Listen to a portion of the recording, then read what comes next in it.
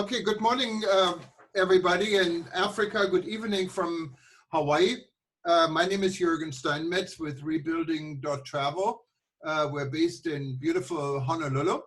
And tonight we have people joining us really from all over the world. And we have a very interesting session tonight. We're talking actually about Zanzibar, what is part of Tanzania. And Zanzibar and Tanzania opened up for tourism. I don't know how they did it, how it worked, what type of tourists they get these days, and what their plans are. But we have the expert, Mr. Peter Byrne. He is the, I believe, the general manager of Mafia Island. Nothing to do with the mafia. I know we did a send out and we called him the mafia boss. He's not a mafia boss. He's a general manager of a hotel in Zanzibar, and an expert for the travel and tourism industry in that part of Africa. I'd like to recognize, first of all, my good friend and partner, Mr. Cuthbert Ncube. He will also say a few words. He's the chair of the African Tourism Board, and he's joining us from Johannesburg. Good morning. Oh, someone is sharing something, so let's stop the sharing right now. Okay, I don't know how this, I'm sorry. I left the sharing. It looks like Shane Berry. Not be possible to share. Okay, there we go. Okay, good morning, Cuthbert. How are you this morning? You have to unmute yourself. Ken, how are you? And, Cuthbert, we cannot hear you.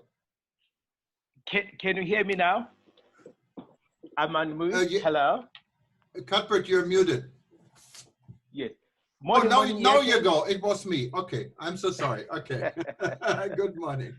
Good morning, Yeken, and good morning to your viewers, and good evening and good afternoon to some of us. Colleagues, thank you so much. Once again, it is with pleasure and great humility that I join you, Yeken, and the panel of your guests in your endeavors in creating mechanisms on how best we can navigate in our battle to overcome the scourge and ravaging spread and devastating impact of the pandemic.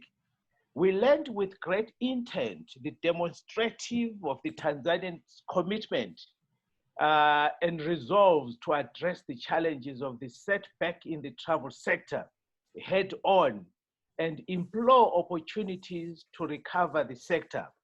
As African Tourism Board, we really advocate the member states to consider on robustically realizing the effects and the importance of setting the sector in motion, starting with the domestic activity that will culminate to regional and intracontinental inclusion. Dear friends, I believe Africa still holds an undeniable potential. Colleagues, the challenges we are facing as a sector should provide encouraging opportunities. Tourism cannot and will not be the same after this crisis. It is therefore time for a well-coordinated regional and the national efforts to build a better and more approach in the tourism sector.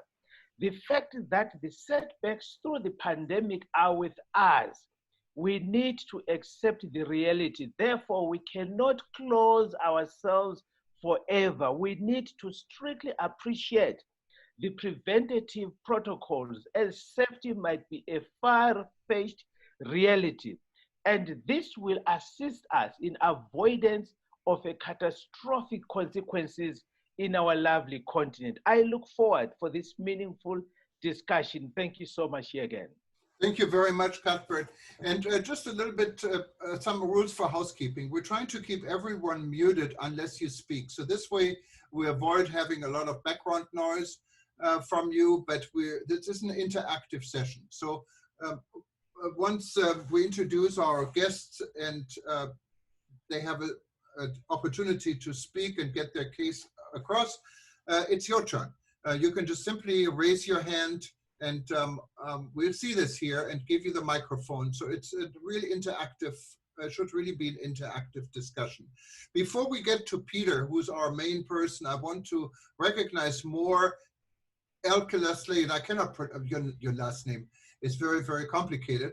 But Moore is, is located right where I am. He's on the other side of the island here in Hawaii.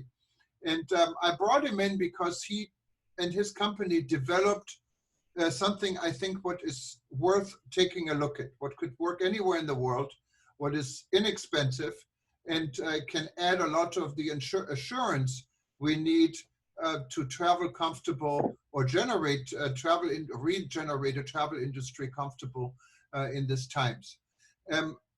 Before we get to Peter, one more introduction here, and I know there are many on this forum. I see their known names and known faces, and thank you for joining. But I wanted to give my good friend Walter Mzembi the word. Walter is joining us from Johannesburg, I believe.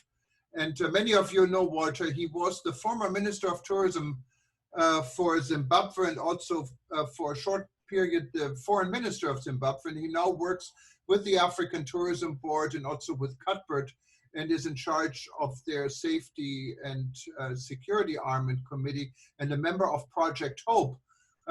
Project Hope was put in place by the African Tourism Board to help Africa overcome the challenges at the Corona crisis. Welcome, Walter, and thank you for being part of our Zoom today.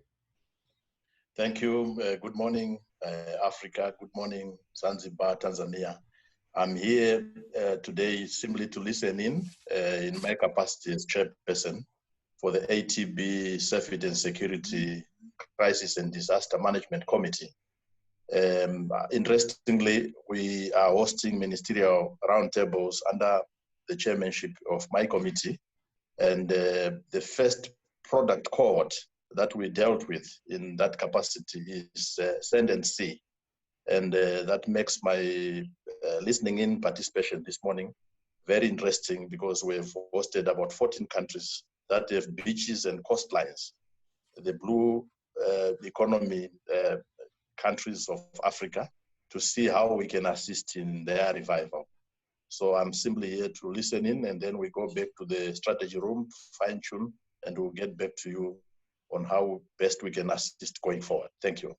Yeah, and I think this, the Sand and Sea also applies for where Peter is. And Peter is the gentleman who approached me and said, why don't we do a session on Zanzibar? Because Zanzibar, being a part of Tanzania, is in a very special position in Africa, from what I understand. It actually opened up to tourism with not a lot of restrictions, and Peter can fill us in what these restrictions are. And I think this is a real challenge, whether this is a good move or bad move. I think that depends to be seen, but it's a brave move, if anything. I looked at a little bit at the numbers before opening the session here, and Tanzania really has a special position. It only registered 0.4 death per million in the country, what is literally nothing. If you compare this with 465 on an average here in the United States and with 1,320 some in New York, it's really a low number.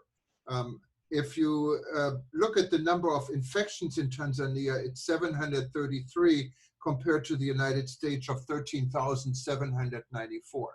So I can definitely see that Tanzania wants to be in a position to open this country, but can you really do this with source markets that are really suffering under Corona? So these are some of the things I think we can probably discuss. But Peter, the floor is yours. Thank you so much for being part of it. You have to unmute yourself. Good morning, Jürgen, and thank you so much. You can hear me okay? Just put your finger up if you're all okay. We can hear you great. All right. Good morning to all partners. I'm afraid I'm going to be reading quite a lot of this because we have a lot to get through, and I don't want to miss the list that I've got covered here. So I'm going to read a lot, I'm afraid. We're all working together to find ways of responding to the pandemic. The more I have found, especially in this group, the more confidence I have developed that there are many ways we can think and work to re-establish the better elements of our industry and find a new normal of our own, which is, of course, a tourism that does everything possible to protect the environment we depend on.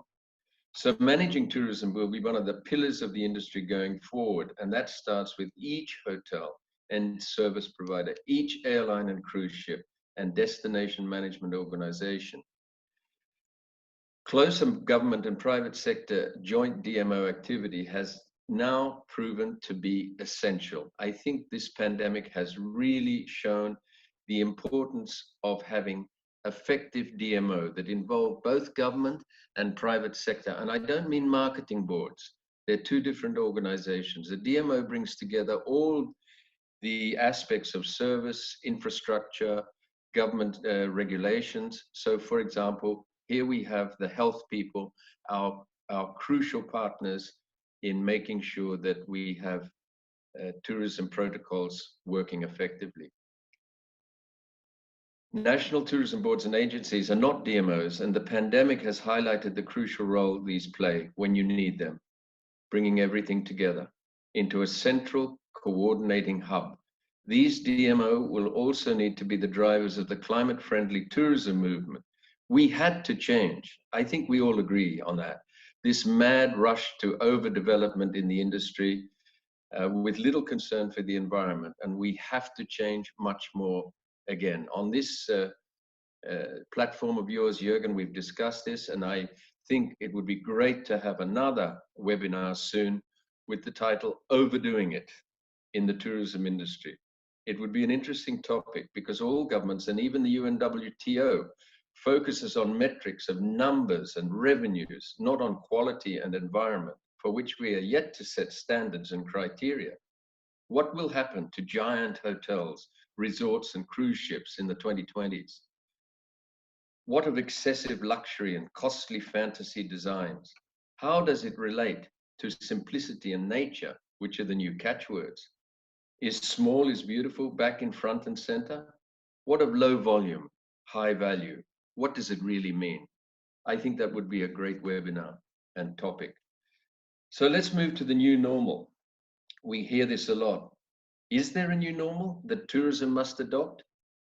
Probably yes. The outstanding analogy is airport security procedures. We used to travel without constraint, and now we have very troublesome, time-consuming, and intrusive procedures to follow due to terrorism attacks on aircraft and hijackings and various other possible breaches, like illegal immigration.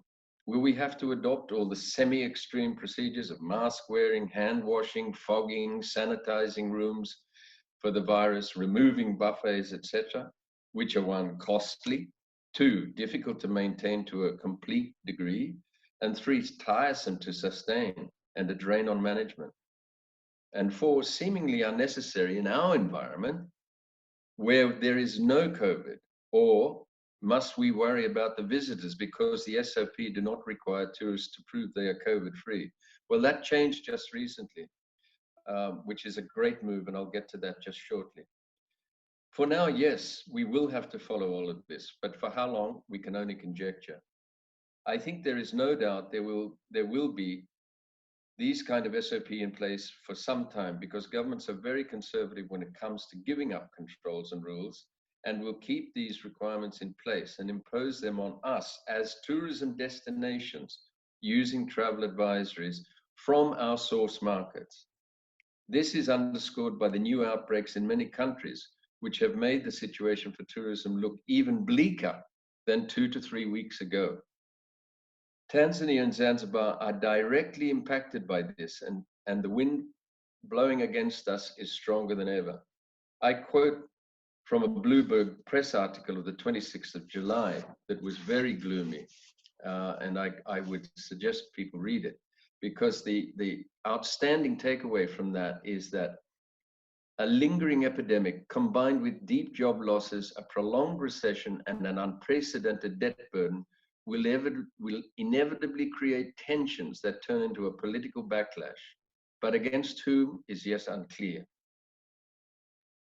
So it's a negative environment that we're working in.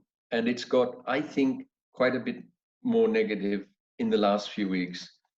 And I've felt a fading of the energy in our industry in responding to the crisis. And I hope that this webinar, we will be able to inject some new fuel to fan the fires of resistance to giving in.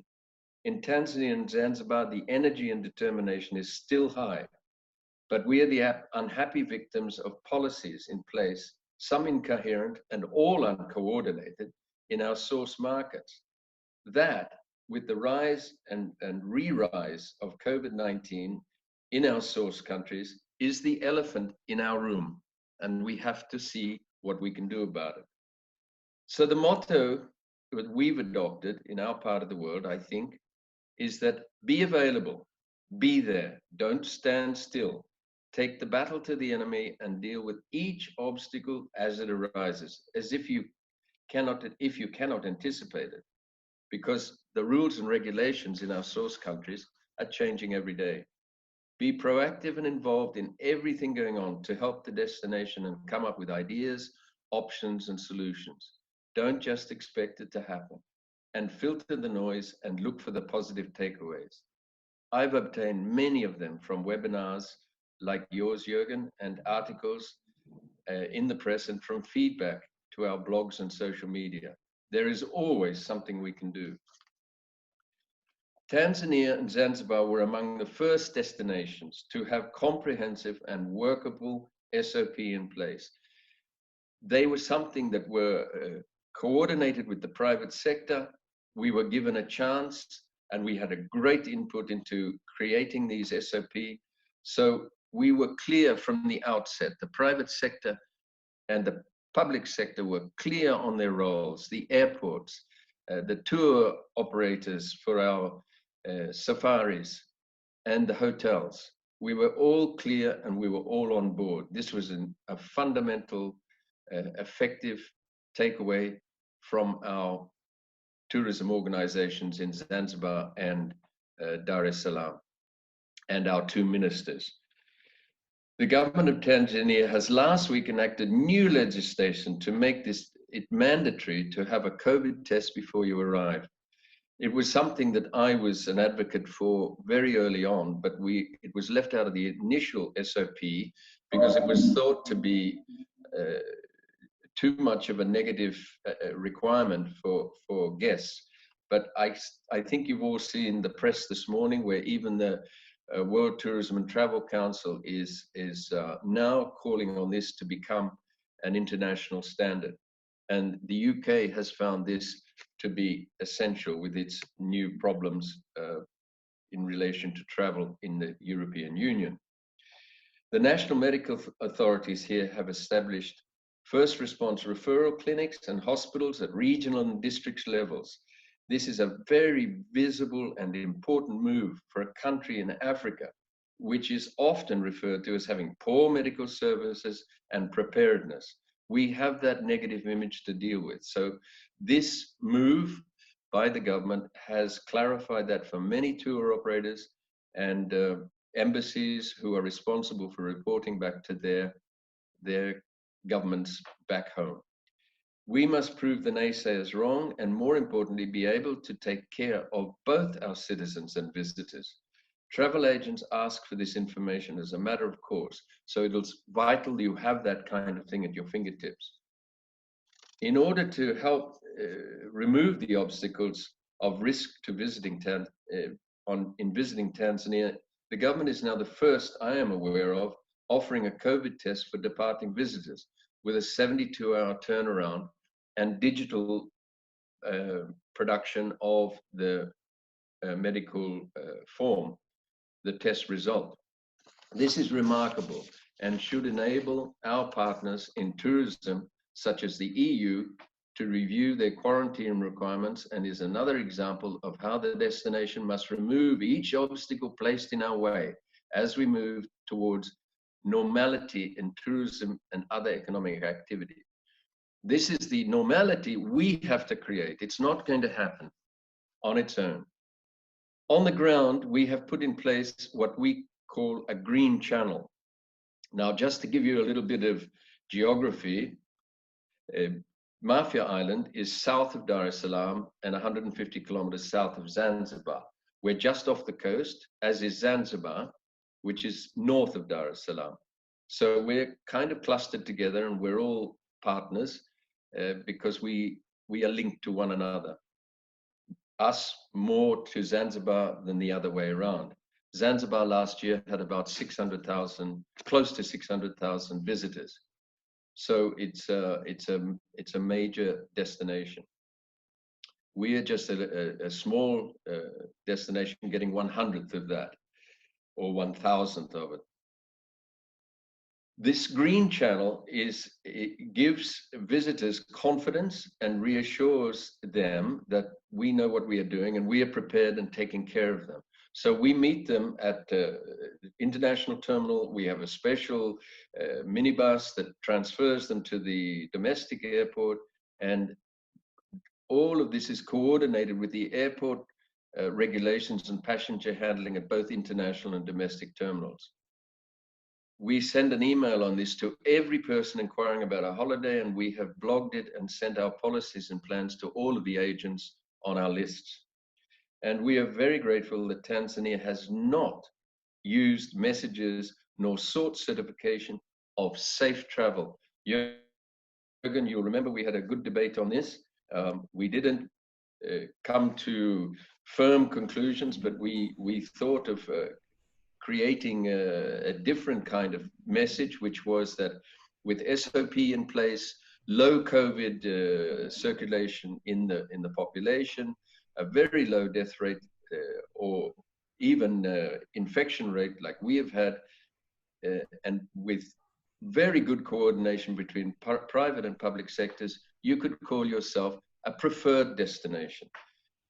We agreed that realism is more important than anything else, including economics. One advantage Tanzania has is that we have a very young population and the extensive network of self-sufficiency and food production. Being less industrialized, service-oriented, and complicated country, I think is now an advantage in terms of our light impact from COVID.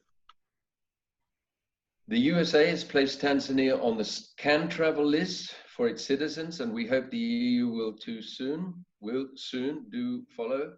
But it is the quarantine on return that limit interest in overseas travel for now. There is also the worry of visitors that they may get stranded here because of the on-again, off-again actions of the airlines in rescheduling flights to Tanzania, as well as volatile pricing schemes. And I think most destinations are experiencing that. So it'll be interesting to hear from some of our other partners that are listening in. Proactive and closer cooperation between public institutions and the private sector has been excellent here in dealing with the preparedness. But limitations in taming the elephant in the room are obvious because we have not got really good DMO structures in place. So the PPP efforts that we've had, private-public participation, have depended on key individuals. So this is the big lesson for us, is that we must have much more effective DMOs in place. In facing this crisis, we have to keep it real by understanding the worldview, not just our domestic situation.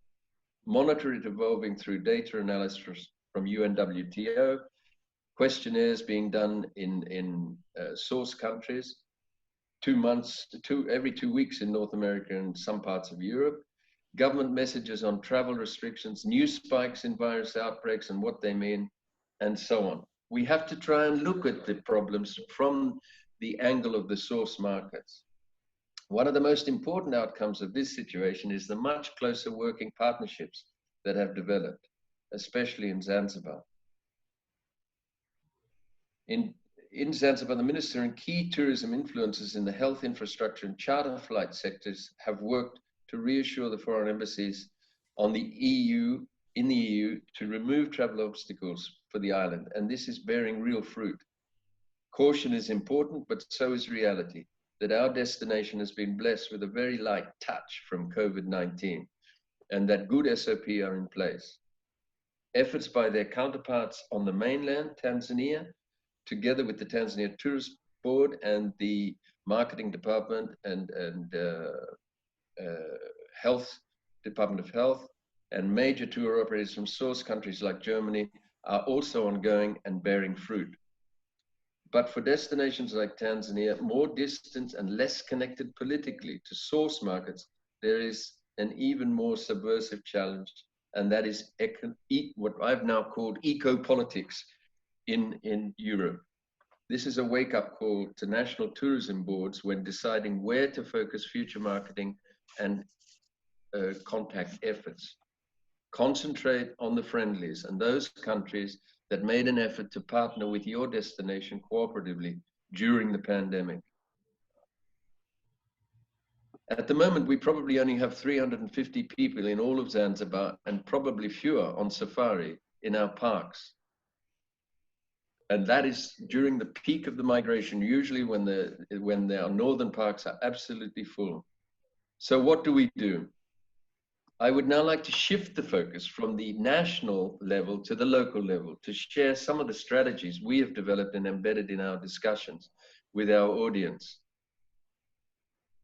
aka marketing. So I prefer to think now that we are discussing with our potential markets, not actually doing marketing, because we are not able to attract people in large numbers at the moment. So it's a discussion with our markets.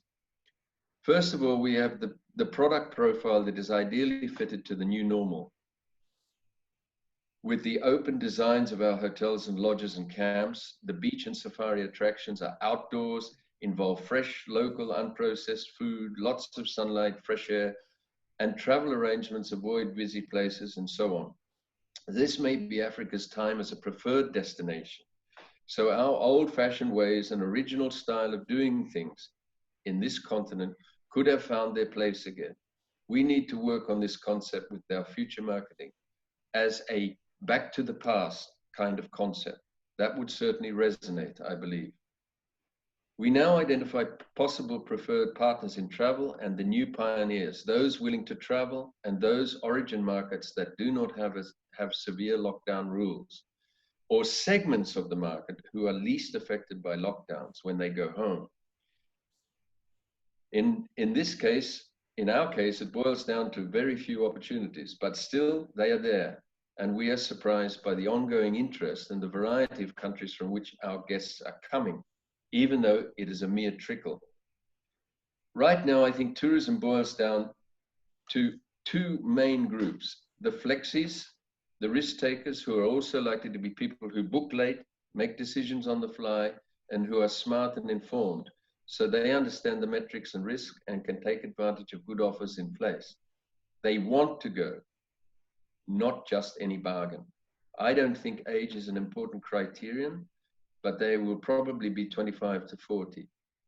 They will also have air miles and work bonuses, and is the group that includes solo travelers, many of whom are females. This group will likely be those able to work from home, so a quarantine on return is not a problem. Also, there is a rising trend, which some of you may have noticed, which is working from your holiday destination, something I called lockdown refugees later on in this paper. The planners are the second group, and they deliberate, will choose carefully and make plans ahead of time, not necessarily because they are risk averse, but because they have children in school, jobs that dictate holidays, and families and wives who also work, and possibly friends who may want to go to coordinate. These are the multi-family and multi-generational group. And I think after COVID, they will be a very important segment of the market for all of us. So be prepared for them. I think millennials are the group that has taken the biggest knock for a lot of reasons. They are the least likely to travel for a while, mainly because of the way they like to travel, studies, job seeking. A lot of them are out of work, and it seems they are the most unsettled by the risks of travel at this time. There is, of course, the overriding issue of disposable incomes and hanging on to jobs that will make people think twice. But I expect in lockdown, people have learned to save money. They haven't had to travel to work, and they have learned how much they can save by not going to restaurants and bars. So I don't think money will be a problem. So let's move to messaging. How do we message? Be positive. There's no alternative. We have to be positive. Actively compare your destination with your competitors, both locally and further away, so that potential guests can make their choice of travel more easily. Don't forget, there's a lot of confusion out there in the market. What messages people are getting. So you have to help them clarify exactly what is in place in your destination. Is it business as usual? Is everything available? Is your dive center working? Is the beach bar able to function? All these kind of things. Make sure you tick all the boxes. You're available. Everything is functioning as normal. The weather is great. Innovate, don't imitate, because your place, your destination, your hotel is unique. So go outside, turn around, face it and look at it and ask yourself the question, what do we offer and how can we do it better? But compete only with yourself to improve and have the highest level of micro hospitality, not the longest buffet or the biggest choice of whiskeys. Avoid negative messaging, no matter how subtle it is. Do avoid these messages. We've all seen the messages like deep cleaning and the extraordinary videos produced by some of the groups like Accor on what a check-in is going to be like. It's like boarding a spaceship to Mars. So I'm not so sure this is really good messaging. We believe it is better to present simple, reassuring messages that will go down much better with the markets we are targeting, as they are inundated with the negatives 24 hours a day. I think it is a mistake to create any strategy, especially by national tourism boards or DMO bodies, that implies one, you are in trouble and need visitors to come ASAP, or two, normally you're making such a large margin, you can halve your price and still survive. So definitely don't send out those types of campaigns. We've all seen that we are waiting for you. When you can travel again, we are here, etc., etc. Avoid all of that. Everybody knows we need tourism. Strategies. I'm going to run through these quite quickly, but I'm happy, Jürgen, to be able to send out to anybody who would like what we've written here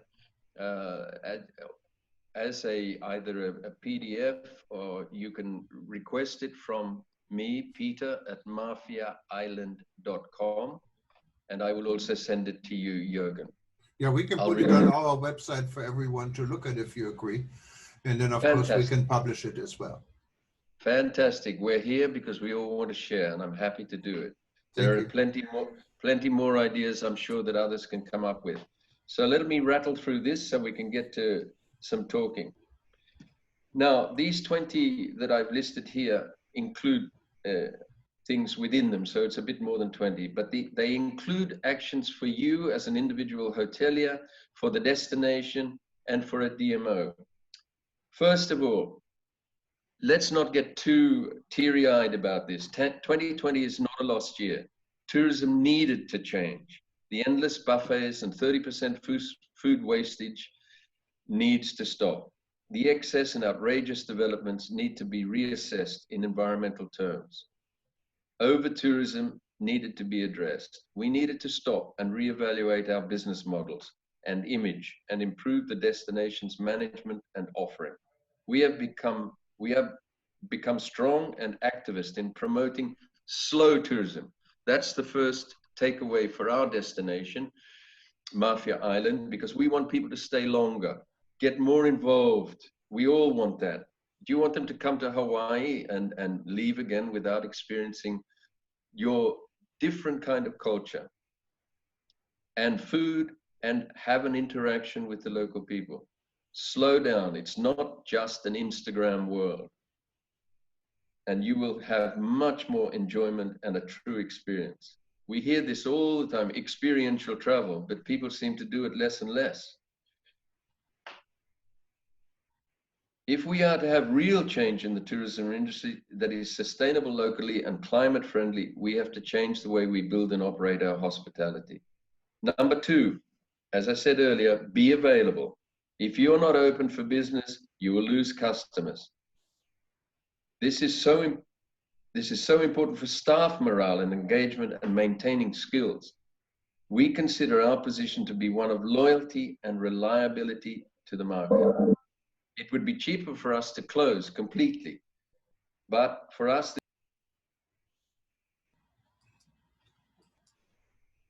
I'm sorry, we lost you.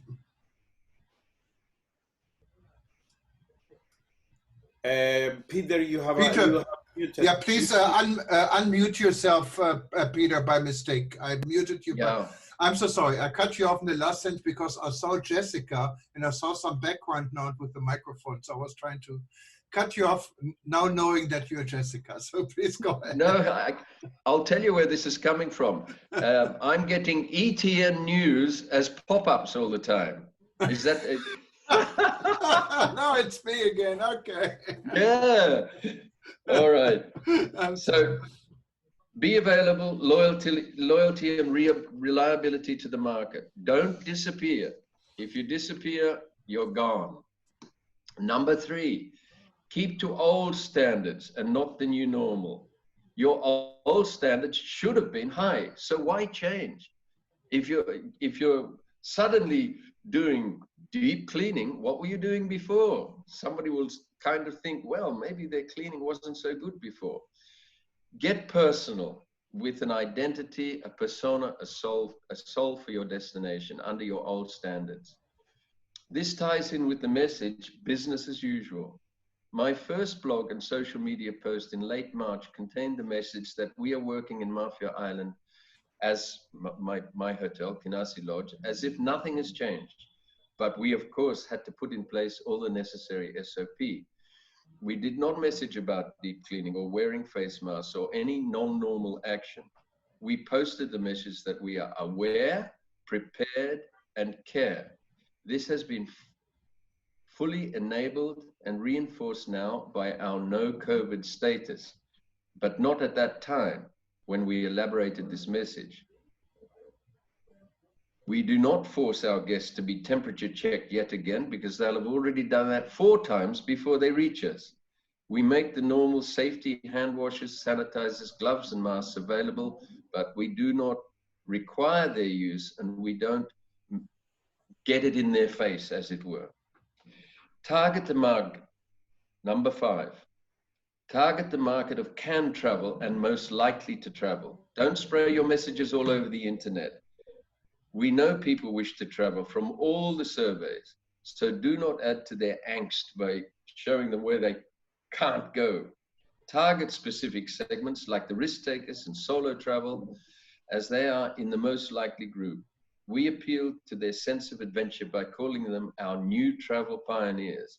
This includes a new offering we are putting together to the market as lockdown refugees who are looking for a longer term stay in a safer, beautiful location that ticks all the counter-COVID boxes. Visitors can stay 3 months in Tanzania anyway on their tourist visa, and they can extend this further on request for another 3 months. So we're really in a very good position to do that. And it's a thought for any other countries who have a short stay only for tourism. Number 6, monitor, analyze, and interpret everything you can find on the internet and in your source markets so that you understand the factors affecting decisions, changes in mood, and conditions imposed by the governments. There is a lot of information out there, but it is taking me up to 12 hours a day online sometimes to filter it all and make sense of it. But that's the challenge we all face. And make it easy for your potential customers. No risk bookings with no deposits and no cancellation fees we introduced very early on. We do not ask that our guests inform us of why they are canceling. We do ask only that our guests inform us why they are canceling. Most of them have postponed, thankfully, so that we can learn if it was a travel problem or obstacle that in their destination that we need to know about. So we just ask them, why are you canceling or why are you postponing, so that we can learn a bit more. We also have in place a before you travel, talk to us, where we try to get hold of people on WhatsApp or live chat and make sure they understand everything that's about the destination and the travel conditions, the situation in our destination, and any concerns they have. And we describe our green corridor on arrival. Number 9, help find the cheapest travel options for our clients to get to our country, and the reliability. So for example, we know much more about Ethiopian, Fly Dubai, KLM, and the other airlines that are coming here because we talk to them all the time. So be proactive in helping and guiding your potential visitors because of all the confusion and lack of reliable information in their countries. We are also working with domestic airline ground staff hand in hand to show the concern and readiness to help when our guests do arrive. We need every incoming guest. We meet every incoming guest on arrival personally and treat them as if they're VIPs, to give reassurance and leave nothing to chance. All of us can raise our standards. There's not a thing we can't do to do that. And we've got now the time, and we've got underemployed staff. So this is a great opportunity, and another reason why 2020 is not a waste. We are striving to improve every one of our hospitality and F&B offerings, wine lists, activities, and excursions by adding more touches and experiences. For example, a visit to beautiful forests and beaches on Mafia Island is accompanied by a pre-arranged visit to a village community with a picnic lunch of local recipes that we prepare to make sure of the hygiene and everything else, so that guests get a genuine feel for our place, our community, our F&B. These are catchwords that we use in our promotion. 11, add more to your offers. Example, underemployed staff can butler rooms that previously did not offer this, and accompany excursions, which can thereby be more luxurious, flamboyant, and fun because there's better service. Other staff, dressed flamboyantly in new uniforms, can add to meet and greet services at local airports when receiving guests. Make everything personal. And with low occupancies, that is going to be much easier. We give our guests a name tag on arrival and ask them to wear it for 2 days until all staff on the front line know their names and address them personally. The barman knows their drink preferences and the restaurant knows their favorite table. 12, invest in the team. We have all heard about using this time for upskilling staff and undertaking in-house training activities that may have been overlooked and even forgotten. This includes what to do during this time with COVID-19. We have ongoing training in water sports, excursions, and housekeeping, and as always, in the kitchen. Paddy, for example, have come out with protocols to be followed in the diving. So our dive team have done the training and are ready down there. We've had to make a few changes because, of course, a lot of scuba diving and snorkeling equipment goes in the mouth. Number 13, don't stop investing in facilities. Our investment program in buildings and services has not ceased, and we are upgrading all the time, even now, with all the financial challenges. This, of course, requires some cash in the bank and huge optimism, but we see it as a competitive advantage also for the future. So if it's possible, don't stop. Do not follow the trends. Be careful not to be seen to be jumping on bandwagons. For example, suddenly the new catchword is sustainable tourism, as if it wasn't sustainable before. We use it. Why use it if you had not already subscribed to this philosophy a long time ago?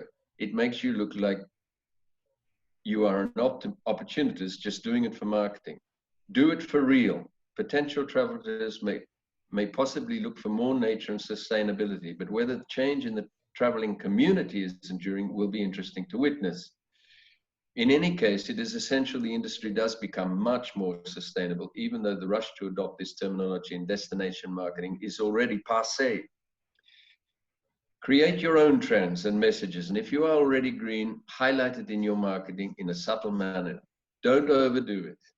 15, monitor real and useful catchphrases such as healthy living, open spaces, nature, salty, fresh air, etc. Match these to the destination and see how many boxes they tick, and then work on social media and blog messages that match the talk. For example, the design and construction of our hotels, separate bungalows, large open plan living and dining areas, separate widely spaced living bungalows. They're all ticking the boxes and therefore highlight the attraction of the destination. Remember that obesity has become a problem under lockdown, and promoting healthy, not more, not bigger, not greater, will be interesting to a part of the market. Keep the romance and humanity and discovery of travel in place. Don't forget, that's what we are all about. We are actors on a stage, and we are there to give people these very important feelings. So do not forget it in all your messaging, promotion, and treatment of your guests. Don't let it get lost in the inhumanity of SOPs and safety procedures and all the negatives of the internet. It's alienating and distancing. Let's keep it personal and like it always was. 17, there is also time now for improved and more comprehensive community outreach and involving your communities much more. We have rediscovered our mojo in this aspect, and we have been neglecting. We have repartnered with our old friends in some villages under the UN SDGs and climate-friendly tourism movement, such as that of SunX in Malta. We have also launched an incentive-based trust fund for this work and a bond for guests to subscribe to help with properly planned activities at village level. And in that, we're concentrating on the children and the youth. This will benefit both guests and the local community. 18, this also helps to showcase all things local. I mentioned that before. So reinvent all your activities and come up with new excursions that involve communities much more and ensure guests have a better, more immersive experience in island life. We're doing that in Mafia. Some of this work involves highlighting our maritime history, which is over 2,000 years old, and archaeology, with, for example, the existence of a sunken port city. 19, we are even holding a tourism festival. Yes, I think we must be the only ones that I know of that are holding a tourism festival. So in November, our regional commissioner told us, get off your butts and get this going. So we're holding a festival in Mafia. People are invited. We hope that by November, things will be a little bit easier for everybody. We want people to come to be timekeepers, art judges, all that kind of thing. And it will, of course, all be put up virtually on the internet every day and on YouTube and so on. And one last word of advice, if I may, is that virtual trade fairs and roadshows are multiplying like coronavirus itself. But look before you leave. That's our approach. Who are you targeting? Why? What time horizon, etc. You can spend a lot of money, but be blowing in the wind. Maintain your digital presence and stay in touch with agents and partners, and be on your social media channels with your good news and normal activities. But don't get desperate with your sales budget. Be careful. One last thing I propose to our tourism board is that the immigration cards and entry departure forms that we have been traditionally giving to our visitors need to be turned into a short tourist survey tool by adding some questions on key monitoring data. So with that, Jürgen, thank you, and I'd like to turn it back to you. Well, thank you very much, Peter. This was very insightful, and I think I hope, and I'm sure everyone learned a lot. It's really, the future seems to be really in niche marketing. We have, what you explained is a wonderful opportunity for Africa, because many African destinations like Zanzibar are designed just different from New York and London and big city tourism, mass tourism like you find in places of Spain. So it opens up a lot of opportunities for niche marketing and for niche destinations like Zanzibar. And I think you laid it out absolutely perfect, and we will definitely help to share this as much as we can, and hopefully get other people to learn from your initiatives. And I wanted to, before we open it up for question, I noticed that I don't know if, yeah, that Taleb Rifai actually joined us, and I owe Taleb Rifai that he can maybe say a few words. Taleb, as most of you know, I know there's some new faces here, was the former Secretary General for the United Nations World Tourism Organization for 2 terms. He's based in Jordan, and he's co-chairing many of the rebuilding sessions, and is a good friend. Welcome, Taleb. Thank you so much, Jürgen. It's lovely to be here. I'm sorry I was a bit late in coming in, but I enjoyed very much the presentation. All 21 points, I may say, are wonderful points. My only comment here is I would like to see 20 points that concentrate a little bit on local and regional tourism. You think you can help us do that? Because I think what you've written is extremely important, but it's all still geared to international tourism. It's not focusing on your neighboring countries. And I think we should use the same state of mind, same thinking, in trying to make this a destination for people around us. I'm a firm believer that a country that's not enjoyed by its people cannot and should not be enjoyed by anybody else. I don't know if you agree with me on this, but I think that we should concentrate a little bit more on domestic and regional. By regional, I mean domestic as well, inter-African, in other words, tourism. Because the walls must be lower between the visitors and the local community, as you correctly said. I was very happy to hear that you're arranging lunches outside of this all-inclusive resorts.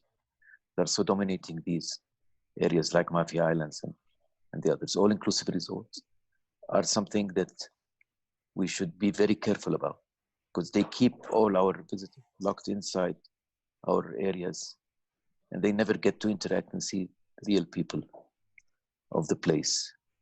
Real wealth of any destination is the people and interaction with the people. So that was my question.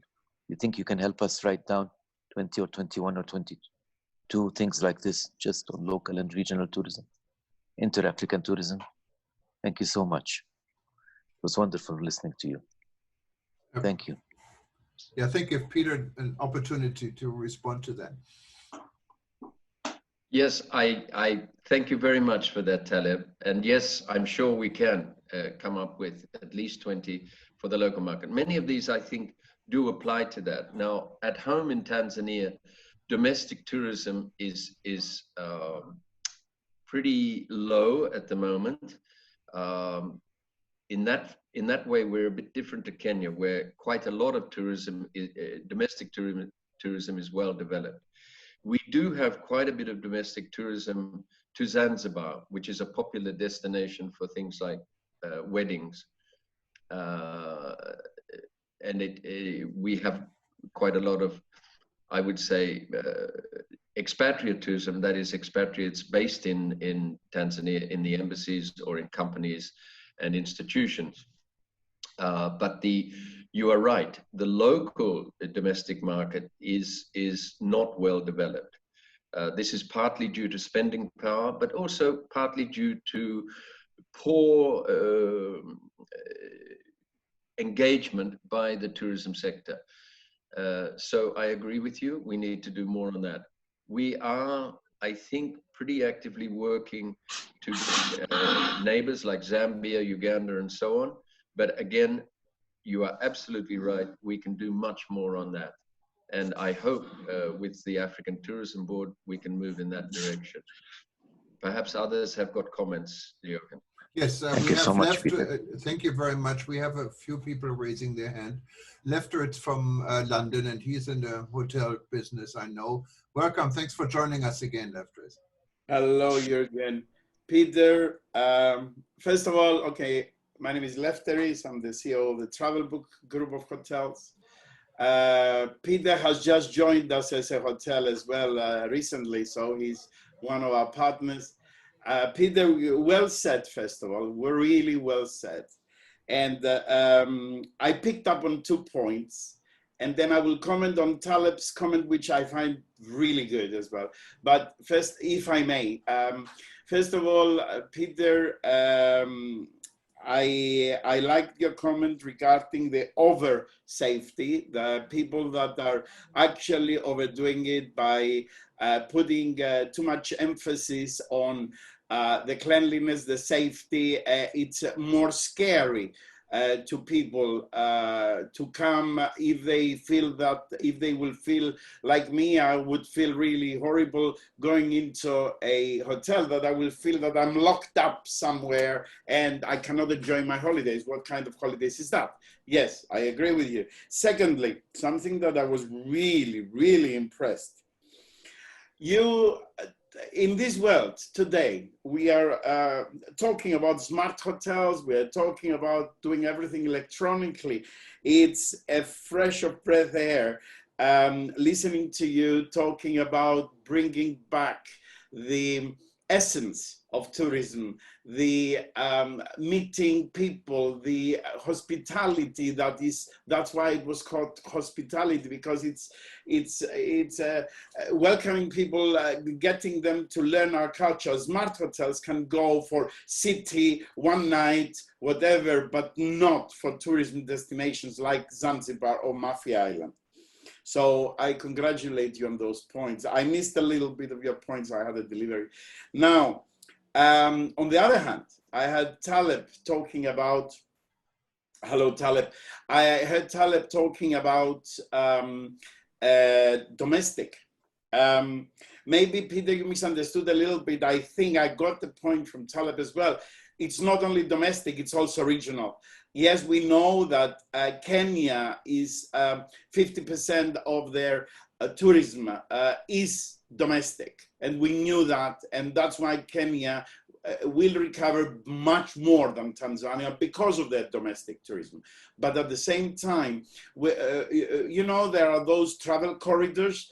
Well, the problem we are facing, all of us today, is that it's the governments that, unfortunately, some of them are on lockdown, some of them have the quarantines, that cannot go on in the tourism industry. Unfortunately, that doesn't work, and we know that. Until that is stopped, until the lockdowns and the quarantines stop, we will not return to the normal. Yes, this is the face of the new normal, but we will not return to the normal, or to, you know, maybe you can call it new normal with the new concepts of tourism. Therefore, what I would suggest on your, if you're going to do this list about domestic, maybe we should separate it into domestic and regional as well, because domestic is within the country. Yes, there is domestic market, but not as much in some countries as others. And then we should look into the regionals regarding the neighboring countries, regarding Africa itself. So those are my comments, and I congratulate you. It was an eye-opener what you said today, and thank you very much. No, thank you so much. And I think Taleb wanted to respond. Thank you so much. I very much thank my very good friend for the comments that complimented my comments. Just want to give an example on regional tourism and how important it is. Remember Tunisia, for example, in Northern Africa, was a country that suffered so much after the Arab Spring. The only thing that saved Tunisia was Algeria. 2.2 million travelers came from Algeria to Tunisia, instead of bringing them from France, from Italy, and from other places. It was a savior for them. And it was a bilateral agreement that was done, so their entry became easy. And that's something that will always be remembered in the history of Tunisia. Algerians came in by thousands of people to these things. So I think Zanzibar can benefit a lot from Kenya, can benefit a lot from all of the other, Uganda, Rwanda, and many of the surrounding areas. I think that's something we should look at very seriously. Thank you so much. Thank you, Byrne. Thank you very much, Taleb. And without taking the question right now, because we're running a little bit out of time, but Henrik Zaya from India wanted to remind Peter that India is a very potential market for Africa. And we all know that. And I don't think it was on purpose not to mention India. There's a lot of potential markets, but India with 1 billion people, of course, it's a given. Now, let's get to Yayesh Ashar. He raised his hand. Yayesh, let us know where you're calling from and what your question is, please. Thanks, Jürgen. Thank you for this lovely platform. And I want to say Peter made a fantastic, detailed presentation. He has looked at very minute things that matter. But as you said just now before allowing me to say something, just let everyone know, I know where you are, but for everyone else, who you are and where you're calling from, please. Sorry, my mistake. Yeah, I'm Jayesh Asher, Managing Director at Concept Africa. We are based in India, and we are a totally Africa-centric vertical that promotes tourism into Africa. And we contract directly with all our relevant suppliers. Thank you. So that's my short introduction. Jürgen and I go back a few years now. But what I found something quite amazing about what Peter said was the analysis of the markets was more European based, and Africa, not only Peter, but the whole of Africa makes this mistake of ignoring the Asian markets and in particular the Indian market.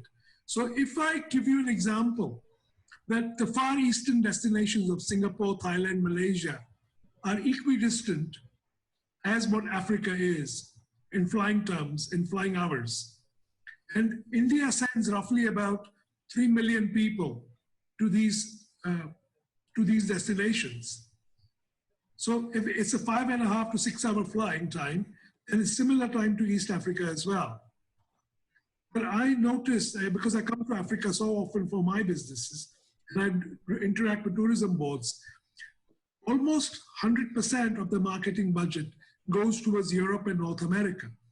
But as Peter said, that market is diminishing for various reasons. But don't forget, India has got 65% of its population below the age of 35 years. So it's a very young population with a huge disposable income. Indians travel in about 30 million people travel worldwide every year. So even if you got 5% of that market, there'll be a huge amount of people coming to the continent of Africa. Kenya and South Africa have done successful marketing here in India, and they're getting good results. From pure tourism, I'm not talking about corporate travel or visiting friends and family. Pure tourist numbers. South Africa has touched almost 200,000, maybe more. Kenya is touching about 70, 75,000. Because these countries have allocated budgets to market in India. Yeah, India is the fastest growing FIT market in the world. Don't forget the Chinese market is more group travel. India is more FIT travel. And the destination, or destination Africa is more suitable to FITs. So like Peter said, you have smaller lodges and resorts, 8 rooms, 10 rooms, 20 rooms. So you would be more happy to handle couples, families, or 2 or 3 families traveling together. And that is what India will give you. So if you need any more information about India, I'll be more than happy because Africa is home to me as well. And so fine, I'm here if you need me. And Jürgen, just about the African Tourism Board, I think there's a lot more. It's a good initiative from you, but there's a lot more that can be achieved with that platform, and I'll be more than happy to contribute. Thank you. I'm glad to hear this, and I think Cuthbert is glad to hear this. Chair of the African Tourism Board in the background, he's smiling, so that's good. I think the African Tourism Board definitely. May I add something? May I add something, Jürgen, please? Please, to the yes. Indian market. The Indian market is also very, very good and very famous for special events. Weddings and celebrations are done in a very, very good way. And they come in big numbers. It's a very lucrative market that we're overlooking. Indian weddings are very, very good here in Jordan and many, many parts of the world.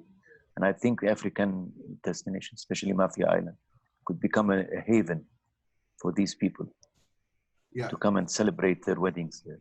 Thank you. Yeah, and I've been to an Indian wedding, and it looks like there's no, it's just really over the top. I had a friend from Los Angeles married, he's Indian, and his wife who was from St. Louis, and they both did the wedding in Delhi, and I went to Delhi to attend it. It was outrageous. And I can tell you, here in Hawaii, where we also live on tourism, the Turtle Bay Resort here on the North Shore of Oahu, one of the GM several years ago told, when I mentioned Indian weddings, said to me, well, don't tell anyone, we love Indian weddings. If you can you help us to get some Indian weddings? We love to do Indian weddings, but we don't want anyone to know that we're doing it, because then everyone else wants to do it too. So I know that is definitely a market. We have Lina Limomo raising the hand. Please let us know where you're calling from. Go ahead. Good morning, Jorgen. How are you? Fine, thank you. Calling you from, good. I'm calling you from Dar es Salaam, Tanzania. And I represent Msafiri Travels and a new venture called African Virtual Tourism. And I just wanted to concur with Mr. Taleb regarding, and Peter, regarding the African travel and African tourism. I do believe really that we do overlook that market greatly. And we also overlook the fact that there's a number of African countries becoming the middle class. So there is a bit of disposable income and interest in Africa. However, there's a lot of products missing for the African market and the knowledge of the product to the African traveler. So I do believe that it's to us to be able to develop this, because I feel that the first markets that would be able to travel will be the Africans first. Because as you see, the world is opening, but there are restrictions here and there. But as soon as Kenya opens, as Peter said, the first people who will jump on board will be Kenyans coming to Malawi, or even, coming to Zanzibar, or even to Dar es Salaam, or vice versa, Kenyans going to Victoria Falls. So we've got to look at this market and develop the African product. Africans travel differently. Africans will not necessarily go for the wildlife, but we love parties, we love drinking, we like festivals, we like music. So we've got to look at the products as well. What are we offering the African market? So actually we are a step ahead. We're actually hopefully going to host the first consumer African traveler fair late of August, targeting exclusively the African traveler to travel within Africa. So this is a market we've got to look into. Thanks. Well, thank you. Wonderful feedback. I think Peter promised us to write 20 points now about African and regional tourism. I'm looking forward to see that, Peter. Okay. Okay, we have I'm sorry, Peter, if you wanted to say something, go ahead. Just quickly, no, definitely, I agree entirely with Jayesh. It's something our tourist board is starting to look at. I think we spent quite a lot of money on Hong Kong and China, and I think probably concentrated on that market a bit too much. And I think this is really an important discussion. So thanks for that. Jayesh, I've just left a message there for you. Please, I got it. Okay, thank you for the email. Cheers. Thank you. Let's take Katongo Lungo, and then let's go after this to my friend here from Hawaii, who has been patiently waiting with his short presentation, because we are over time, but I think it's well worth that everyone stays, hopefully, because this is really an interesting session, Peter. I've really enjoyed what you're contributing. And let's go to Katongo Lungo. Katongo, let us know where you're calling from. Good morning, everyone. I'm Katongo Lungo, calling you from Lusaka, Zambia. I work for ProFlight Zambia, a local airline, as a flight operations assistant. Welcome. Yeah, I want to concur with Elena what she had said, what she had just said.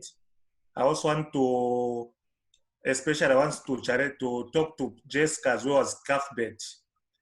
First on Jessica, on just a comment on the domestic travel. It's important that we as well as Taleb, is to encourage domestic travel. We need tour operators as well as lodges, resorts, hotel, cruises should put a package for residents such as VFR, that's the visit to friends and relatives, to encourage domestic. Airlines should do more to do that, so that they can give competitive rates, because we are talking of disposable net income. In that way, they will be able to encourage domestic, because once domestic is improved, it means even regional. So that comes now to Cuthbert, who represents us, South Africa Tourism Board. They should write to airlines. Airlines are not doing much to promote. For instance, I'm going to say about Air Tanzania and Kenya Airways.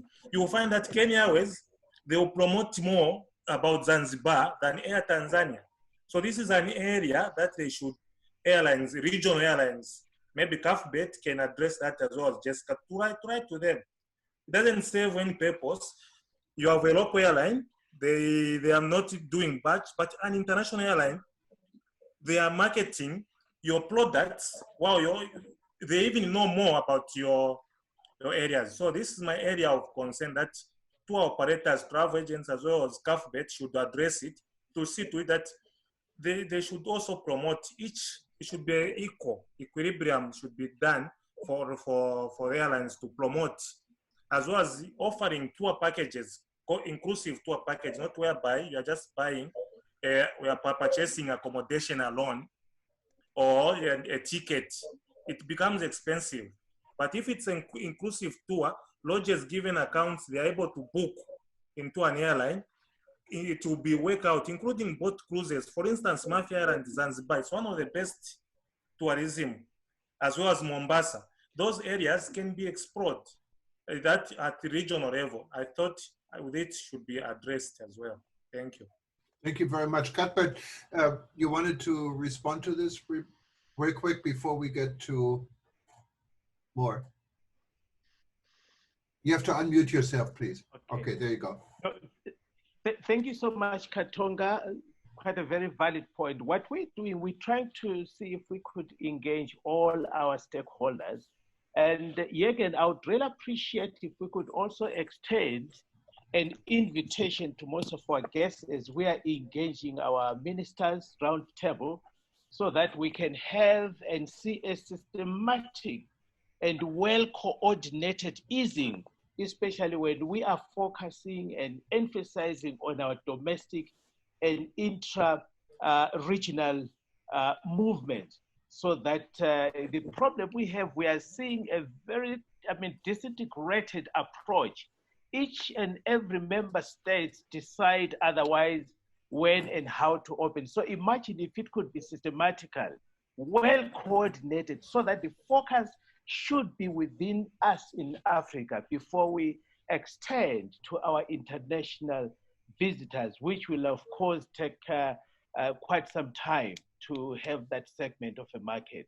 We will definitely make a follow-up as African Tourism Board, Mr. Katongo. We thank you so much for your valid point. Yeah, Cuthbert, I agree. It's a valid point, but also if I listen to Peter, it seems there is an opportunity for some markets to really already look at overseas markets again, even though and for these domestic markets. So I think it opened up a whole new agenda, not for everyone and not for every destination, every part of the destination, but when it comes to Mafia Island and Zanzibar and Tanzania, maybe there is something, and we can of course discuss this in more details. But I wanted to introduce Moore. Moore is here in my part of the world. He's on the North Shore, about 45 miles away where I'm at, on the same island. And I met Moore just recently, and he responded to an event we also had for Rebuilding.travel, what dealt with Hawaii. And I thought we should give him the microphone And maybe you can do it like in a quick format, and we're going to put it online so everyone who was interested in it and can get more information. But he's an inventor. He did this literally from his garage in a country setting here, very sustainable with a few friends, and started this company. And what he's doing, I found, was quite amazing and could help a lot of destinations, even as far as Africa. More, the floor is yours. Go ahead. Thank you, Jorgen, and thank you, everybody. It is pretty late out here. It's about 10:30 almost at night, so pardon my scruffy voice. I was really excited to hear about everybody in all those parts of the world. It's really amazing how we're all in the same boat, trying to figure out what to do and how to help each other. I find it really, really heartwarming. Here in Hawaii, like Jorgen said, tourism is 90% of our economy. Some say more. And it's really, really been devastating. So I've been in this industry for quite some time, mostly on the online and the marketing segments, focused exclusively on Hawaii. And recently, my software company started developing a product we call Screen, which we really hope can, if put in the right hands, in the right states and organizations, help reopen travel. Now, I have a quick presentation that we use, but I'm going to go through it really briefly for everybody, just so you could get the concept, and then we could do a little questions at the end if anybody has any questions. Jorgen, can you get me the screen share a little bit? You should, your co-host, so you should actually be able to share. It says host disabled. Okay, I think you, okay, let me hang on. Let me do it. Okay. Okay, go ahead. All right. Okay, so we're gonna do it really, really quickly. I'm gonna read just parts of it, but you'll get the idea. So the idea behind Screen, other than the fact that it's the right thing to do, is let's reopen tourism responsibly. This is the beautiful Hilton Hawaiian Village here in Waikiki on the island of Oahu. The idea behind Screen and what we created here is essentially a mixture between a thermal camera, which I'm sure you're all familiar, you've seen those everywhere now, with a twist. The twist here is that we're not only able to, in a contactless fashion, take people's temperature and verify they don't have a high temperature, which is one of the symptoms of COVID-19, but we also created a system which essentially allows every business, every location, every hotel, every tourist attraction gather the information of the visitors. This is a quick illustration of the device. It's really, really small. It's unobstructive. This is how the form looks like. Obviously, that's an illustration, but this is the actual form. And then every visitor that gets scanned, the operator or the visitor themselves can input the information. It could be just their name, just their email, just their phone, or the reservation number. And basically all of that goes into one searchable database that is filterable, which gives not only a marketing database for future use for that business, which is really important when you want to stay in touch with your customers, especially when we're talking about redevelop local tourism, super important. But also if there's a case later on of COVID infection, it's a quick way to notify and learn where was that cluster started and how to actually stop the prevention. So this is the unique portion that we never saw anybody else do that within the thermal scanning industry yet, when it comes down to actually gathering the information from the visitor. Everything here is searchable from the status, whether it's a pass or a fail, the timestamps. It also gives you an overview of the health of your organization. Every business gets their own secure sign-up. They're the only ones who can see their own data. You can manage multiple locations within each organization. So if you have a hotel and you want one in each and every entry, or if you have a restaurant with multiple entries, you understand the concept. We provide something we call Screen Badge, which means every business that is participating in the screen system deployment basically gets online and notify in his area that this is an establishment that do the most possible to protect themselves and their guests. So that's an initiative we started and it's going really, really well. The who can benefit slide is important, but the long story short is everybody. If we all do it and deploy those systems, we really have a chance of getting to know, one, our customers, and B, how to be able to communicate with them if there's a need, or if you want to promote anything about the business. There's some common Q&A that we covered. The main one people ask is about where is the data stored, and that belongs to the operator themselves, so only they can see it. In terms of the device itself, it's accessible from a mobile phone or a tablet. You can operate it. You don't need a big machine or a big computer to operate it. This is our small team, like Jorgen said, me and my software developer and a few other friends that help us out. This is our main statement, which I think me and Peter share the same statement, but it's all about working together to make a change and show responsibility. That's the important part of this whole getting back to this new normal. This is our contact information. We're also going to share this presentation later on. And if anybody wants to visit us, it's screen.vision. Learn more about the product, learn more about the initiative. We made it extremely affordable because we want to make sure that as many businesses, organizations, and states can get their hands on those devices. They're plug and play. You just connect them to power and they just work. No complicated setup. That was my shortest version of this presentation so far. Thank you. Thank you, Moore. I know there's a lot more to it, and I appreciate you summarized it, and we put it on the website and send it to everyone also with the video of this entire presentation and the work Peter will send us, so everyone is on the same page. But it is, you did it really short, but it's amazing what it can do for hotels, for destinations, for airports, and this could be very important for actually tracking people with this virus. This is the actual device. So it's very small. My hand is not that big. So okay, wonderful. It can really fit anywhere. Thank you very much, Maura. And we're like almost 30 minutes over our time. But I wanted to, anyone who has an urgent last question, please raise your hand now.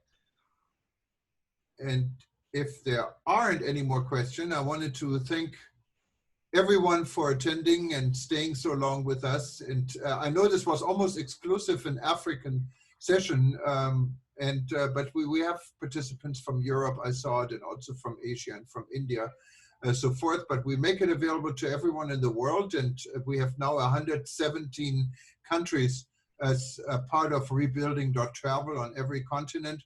So we're turning into something really good and into something global, and I encourage everyone to stay on board and follow what we're doing, and more important, participate what we're doing. And specifically, people like Peter, these are the people who can actually change things. And now, since we're all living in the Zoom age, it is also a shift of powers and a shift of influence in the world of tourism. So we really, I think, have a chance to make a difference and come up with new creative ideas for any place in the world. So having said this, it's now 10:30 here in Hawaii. I know you guys have a work day ahead of us in Africa, and please stay safe and stay in touch, and of course read eTurbo News, and anything else we can do for you, please reach out. And thank you, Cuthbert, thank you, Taleb, thank you, Walter, and thank you for and Peter, of course, for attending and participating. You guys have a good day and good night, a good morning, or wherever you are. Bye-bye. Thank you. Thank you.